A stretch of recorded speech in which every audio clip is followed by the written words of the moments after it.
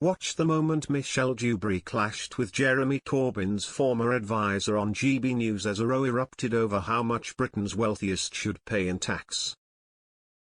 James Schneider argued for a form of socialism and said billionaires should not exist, branding them a moral abomination. "At what point do you get to a point of jealousy?" Michelle asked, a point furiously refuted by Schneider, who insisted he does not envy those with limitless funds. "At what point does your jealousy kick in? Is it when their first million kicks in?" he said. "I'm not jealous.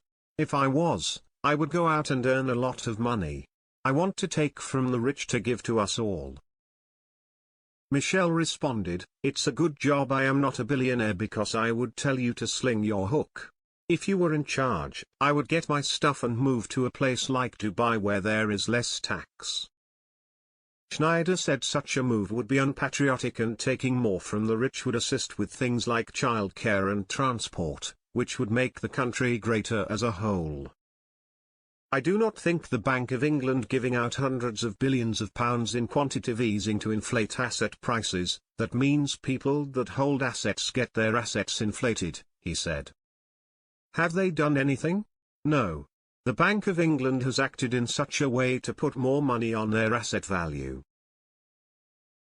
This is unfair, and it's also bad for a dynamic economy. We should tax productive investment less.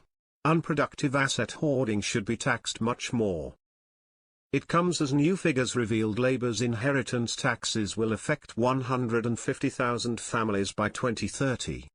The policy will force 31,200 families to pay inheritance tax for the first time, while a further 121,500 who already pay the levy will see their bills increase.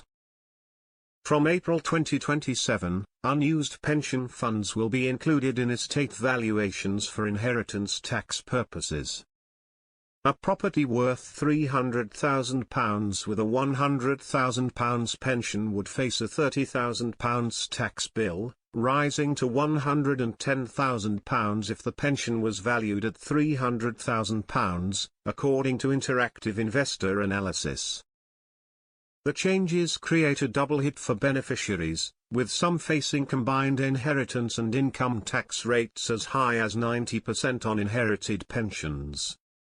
Basic rate taxpayers could face an effective rate of 52%, rising to 64% for higher rate taxpayers.